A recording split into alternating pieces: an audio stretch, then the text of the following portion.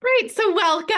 Today we are going to be talking about how to become a pickier eater because this is a key skill that natural eaters have that we want to be creating for ourselves. So I know you've been to coffee chats before, but for anyone watching the replay back, Coffee Chats is my weekly free event that happens every Tuesday, 11 a.m. Mountain Time, where I start with a free mini training on something related to changing your eating habits, stopping binge eating, stopping overeating. And then we always have time at the end for a little bit of coaching. Any questions? I like to make them fun and interactive if you want to interact, but you're always welcome to just listen along as well. So, like I mentioned, today we're going to be talking about becoming a pickier eater. What this means of becoming a pickier eater is only eating the foods that are worth it to you. So this is going to be unique to each person on what feels worth it to them. Some people think a big old bowl of pasta is the best thing ever, and they definitely want to use their hunger for that. And other people think, not my favorite, but I really love these one chocolate chip cookies, and those are my favorite. Those are worth it to me. And the reason we are talking about this is because natural eaters are picky eaters. They do not just eat anything and everything in sight. They are very selective about what they choose to have in their body. So if you want to put in the chat or unmute, if you know a picky eater, I would love to know what you notice about how they eat.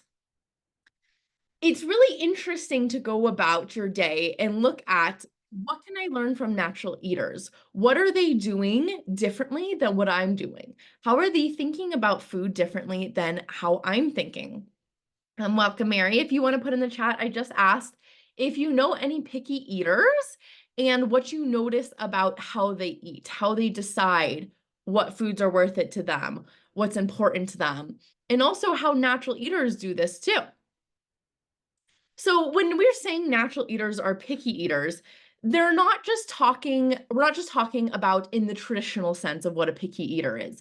When you're thinking about picky eaters, you might think of like a little kid who doesn't like to eat their vegetables, who only eats chicken nuggets and french fries and doesn't decide to pick anything else. Most natural eaters that I know actually eat a very wide variety of foods.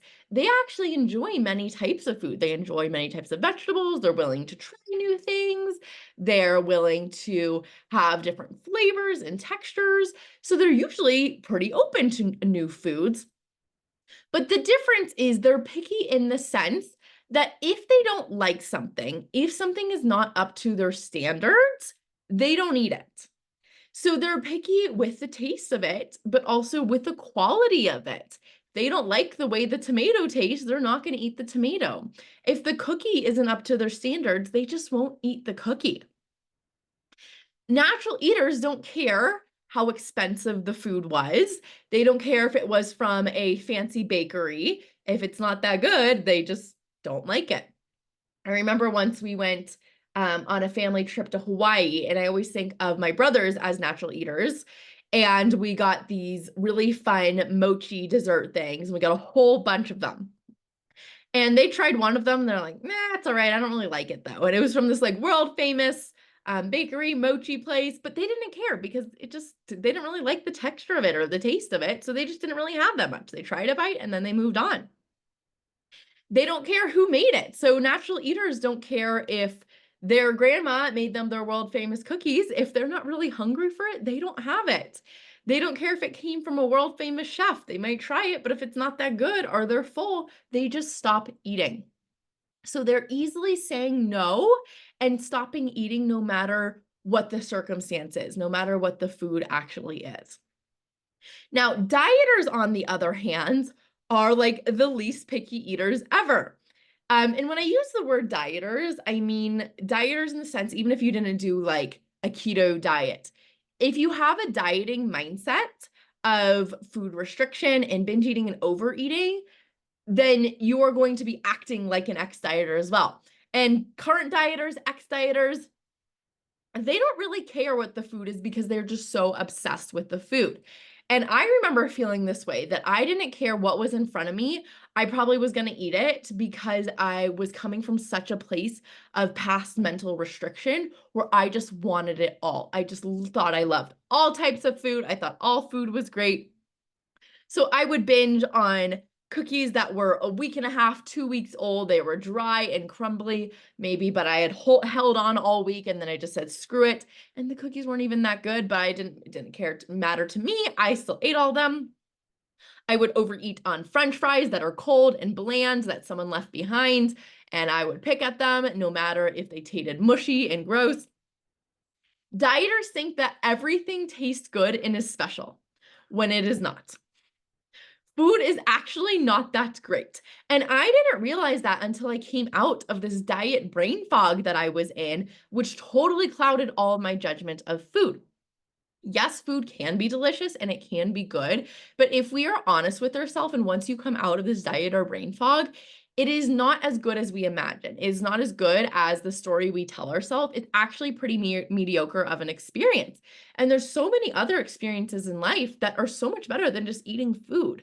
So yes, it can be enjoyable, but notice if your brain is making it into this magical rainbow butterfly unicorn experience when it's really not. A really good example for this that I think will be helpful to look at is the difference between someone who is a hoarder with different items in their home versus someone who is a minimalist with items in their home. And thinking about the difference between how these two people think of things and in items in the world. So a hoarder thinks that all items should be kept and all items have value and they're all very important. They have a really hard time letting things go.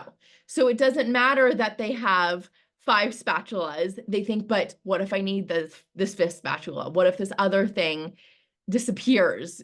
And they all have different uses. So they really want to make sure they get it all in, which is coming from the scarcity mindset of there's never enough and I don't know when it's going to disappear. Now, that sounds very similar to a dieter's mindset, right? Now, on the other hand, we have someone who's a minimalist in their home. Minimalists are very, very selective of what things get to enter their home. You try to give them an extra spatula and they're like, no, we already have a spatula. We do not need another one. I don't like the clutter. I don't want extra stuff. They love to let go things that no longer have value to them. So when they have a jacket that they haven't worn in 5 years, they love donating it. It feels so good to them to declutter, to clear out that closet, to have clean, organized spaces. So we are trying to become food minimalists, where we only have the things that we love and need. We don't keep things around or eat things just because they're there, because they don't have value to us anymore. The fifth spatula isn't really doing anything that the first spatula isn't, just like the second ice cream cone isn't going to do us any different than the first ice cream cone. So if you don't like the food very much, or you're just not really hungry for it, the truth is that food no longer has value to you, and it's just going to take up unnecessary space in your body. It will actually cause you more additional pain because it's having to process all this additional food. It's having to digest all this additional food. It's having to find a place to store all this additional food. Just like bringing in another jacket when you don't need another jacket actually causes you more stress because now you're like, oh gosh, do I need to get a storage unit? Do I have to clean out this closet downstairs to make room for this? All of that extra stuff is not very fun to have to deal with, and you need to spend time and energy to process all of that. So you want to have food minimalism be part of your core values, where you only have the highest quality, most useful things in our homes, which is our body. Our body is our homes. And so we want to make sure to treat it with care and love and kindness and make sure that it's getting just what it needs, but not extra. So this week, I want you to practice becoming a pickier eater, creating higher standards for the food you decide to put in your body. So asking yourself, do I feel like I have low standards or do I have high standards for the food I eat? And I'd love for you to put in the chat, raise your hand or unmute, of what have your standards with food been like so far? Has your standards with food been anything goes, it doesn't matter, I'll eat anything? Or is it higher where you think, no, I only have the best of the best. I only have what I truly love and what's truly nourishing to me. Because the truth is, you only have so much hunger you can use each day. You can't eat endless amounts of food forever. We only can fit so much in our body before we become full. Now, being pickier does not just mean on taste either, right? So if you think, I'm not really a picky eater, I have pretty low standards for my food right now. Now, taste is a big factor, of course, in what we decide to eat, but you can be picky on the quality of food. You can decide, I only eat tomatoes that are delicious and ripe and fresh, not cold, mushy, gross tomatoes that have been in the fridge for 3 weeks. Or the quality of your desserts. So maybe you decide, I only have cookies when they're fresh baked. I don't have cookies that are 2 weeks old because they just don't taste good to me. They're dry and crumbly and not as good. You can be picky on what you spend your hunger on, knowing that foods all will have a result in our body. Some will give us results we like and we'll feel energized and we'll feel nourished and they're giving us lots of different nutrients. And some will give us results that we don't like, where we feel sluggish and weighed down and they don't really have much to offer our body. So you really want to be honest with yourself of what you want to use your hunger on each day, right? Do you use it on the mediocre food that doesn't really taste good? You're not getting in your necessary nutrients. And necessary nutrients are both micro-wise, so all of our vitamins, all of our minerals that we need to function as humans, but also macronutrient-wise. Are we making sure that we're getting enough protein and fat and fiber and carbs, all of the things that we need to function well? And if we're spending our hunger on only chips and ice cream, we're not going to have space in our body to spend it on the things that are actually going to make us feel good too. So being picky with that. So I want you to ask yourself before every instance of eating this week of, is this food really worth it to me? Is this something that I think is actually valuable to my taste, to my body, to the results I want to create? And thinking about, are there any foods that I have been eating that's just not worth it to me, that just aren't that good? Like I think about Chips Ahoy, the cookies that you can buy at the grocery store. Those are so dry. I think those are disgusting. But I did not always think this way, right? We don't think this way when we're a dieter. We think, oh my gosh, Chips Ahoy in the house. I never get Chips Ahoy. And then we end up binge eating on them. But that's not what happens when we become a natural intuitive eater. Then as you're eating these foods, really tuning into the taste. So asking yourself, does this taste as good as I imagined or not? Do I like the actual overall taste of it? Do I like the texture of it? Do I like the temperature? Do I like the seasonings? Is it too sweet or not enough sweetness? Is it too fatty and salty or doesn't taste enough fatty and salty? Really getting like as if you were talking to an alien of how you would describe this food and then you could rank it.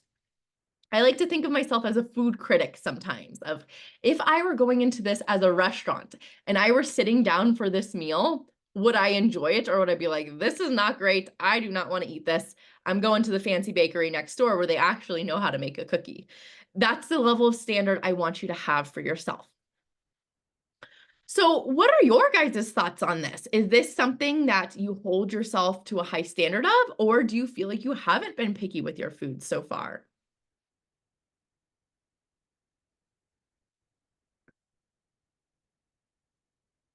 I'm also gonna put in the chat, um, okay, Mary, I'm guessing that's a haven't. There's an N at the end. So thinking about what you want to change. What do you want to be pickier with? And has there been anything that you have been eating that you want to stop eating because it's honestly just not that worth it for you? So I'm putting in the chat, and if you're watching this on replay, it will be in the link and description below. This is the page of where you can learn how to work with me. I currently have a few spaces open for one-on-one private coaching, and this is the way you can get your full transformation with eating by rewiring your brain. I take a psychological approach to changing your eating habits. And my program, the Confident Eater program, is a 6-month step-by-step program to help you achieve the eating habits of your dream. I get it. I've done other coaching programs before. I worked with a therapist for many years. I tried so many things on Google, but nothing really worked until I started learning about the psychology of why your brain eats the foods that we do, why it feels so obsessed about food. And once you overcome that dieter's brain, like I mentioned earlier, this diet brain fog that we get in, it becomes so much easier to just naturally become an intuitive eater. So when you work with me one-on-one, you get private calls every week. So it's just me and you for a full 50 minutes, getting everything you need. You're also getting customized lessons and worksheets for your unique needs that have been proven and are backed by psychology. You get unlimited text and voice message support. So it's seriously anytime you need to talk to me in between calls, you have someone at your fingertips to get coaching for, to ask your questions with. So you're never left confused on how do I eat? What do I do when I have an urge? Should I have this thing of sugar or should I not? And then you also are getting a progress tracker, which is built-in accountability, so you stop feeling confused. I also have a money-back guarantee, which literally guarantees from your progress tracker that you're going to make progress in every single category, every single month. And if you don't, by the end, get where you want to be, you are seriously eligible to get every single penny back, because I've never had this program not work for anyone. I'm so confident that it will help you change. And so if you are interested in working with me one-on-one, you can go to that link and you'll book a free consultation call with me. You and I will talk on Zoom for 45 minutes. And this is a totally no pressure call. It's just for you to explore if this program is right for you, and for me to also see if you're a good fit working with me and that I can actually get you results. I only want you investing in a program that you know is a good fit for you, and is what you're looking for. So we'll go over your dieting history. We'll do an eating assessment to see where you are now and what we need to do to change. You'll understand your step-by-step plan to become a natural eater. And then I go over all the details of my program. So that is all I have for you guys today. If you have any questions, I'll give you a minute to either put them in the chat or unmute anything you want coaching on, or questions about either related to this topic or just something that's been coming up for you this week.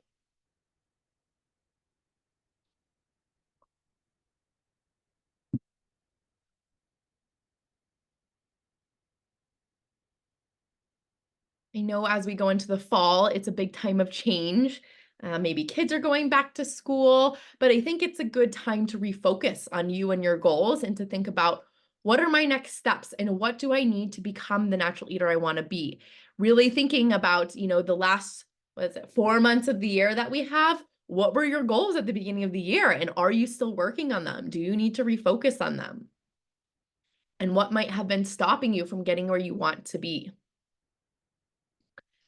I will be more picky. I know I don't do store-bought cookies, only homemade. Awesome. I love that kind of guideline. And this doesn't mean that we can never have store-bought cookies, right? Like I still have store-bought cookies, but it's just assessing, like, is that really something I want to have all the time? Is it really that special that my mind tells me? Maybe, maybe not.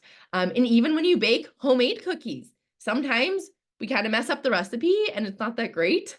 And just allowing yourself to be okay with that. Or if it's 1 week that we've had these cookies in the house, they're probably a little bit dry and not so good, and maybe we don't want them anymore. Okay, we have, I think I'm a picky eater. I think the challenge is low finances, so I end up eating what's available. Previously, only enjoying eating food that is of quality was making it challenging to eat the right amount of food every day. So, right, if you are dealing with low finances, you only have a certain amount of food available, that is doing your best with the food that you have. Now, thinking about, even if you have a lower food budget, that does not mean your food can't taste good. You can experiment with different spices of it. You can make your food fresh versus having it meal prepped for like 5 days in a row, like thinking if you can just cook it a different way. Maybe you try baking your vegetables or stir frying them, or if you have an air fryer, putting them in an air fryer, like trying different methods of cooking the food. That can be a big experiment of what tastes better for me there. And then previously only enjoying eating food that is of quality was making it challenging to eat the right amount. So I'm not, you can tell me a little bit more about what you mean by that. Because it sounds like were you overeating if you had food of that greater quality? Like, were you saying it was making you want to eat more of it? I need to work on throwing out food. Yes. And that is something we work on in my program that we are going to be working on very soon, Mary. So you can look forward to that. To start with throwing out food, you can start to look at why do I have troubles throwing out food? Because again, natural eaters, like you'll see them, if they try something, they don't like it, they don't care about throwing it away. I was out with friends the other weekend, and one of my friends who I'd consider a natural eater, she was telling me how she hates having leftovers. She thinks they're disgusting. I love leftovers, and I don't think this is a natural eater versus not natural eater thing of loving leftovers. But it was interesting for me to hear. She's like, anytime I have leftovers, I just throw them away. But whenever she goes out with her parents, they're big food pushers, and they get mad at her anytime she doesn't bring home her leftovers. So she's like, yeah, I bring home my leftovers and I just throw them away. Like she had no problem throwing them away whatsoever. She was saying there was a homeless man outside of her apartment, and she walked past the homeless man. I was like, do you want some chicken tenders? I'm not going to eat these, because she literally, if it was not fresh, she didn't want to eat it. So that helped her become a natural eater, because or has always been a natural eater, because she just has that really high quality standard. She's not overeating at restaurants. She listens to her body, and then she's just like, this is not that great, so I'm gonna throw it away.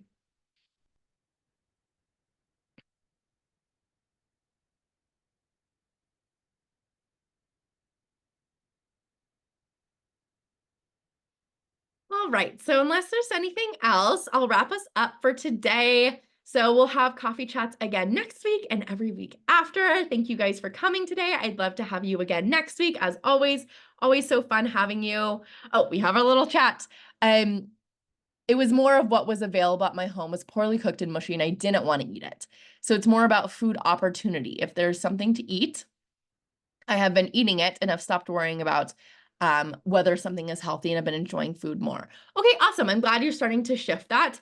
You know, when food also, like, everything is nuanced, right? Like we want to be picky with our food, but if it's the only thing that's being served to us, and we know we have no other options for food that night, like that's allowing ourselves to be unsatisfied. With sometimes food just going to be kind of meh, but if we need to fuel our body because we don't have any other options, it's accepting sometimes things aren't going to be the most satisfying, and that's okay. Sometimes we don't always properly meet how we want to be feeling and how we want to be satisfied. And if we can move into acceptance for that, then we'll stop resisting it and have the urge for extra food after. So it's allowing yourself to say, you know, when I have the opportunity, I would love to make food that tastes best to me, and experimenting around with that. And if that doesn't happen, I know I can move on. That doesn't mean I still need to overeat. That doesn't mean I need to go back in the cabinets looking for more. I can just accept this feeling, move on, and know that I'm going to get different food again later. All right. Well, you both have an amazing week. You're welcome. I will see you later. Bye.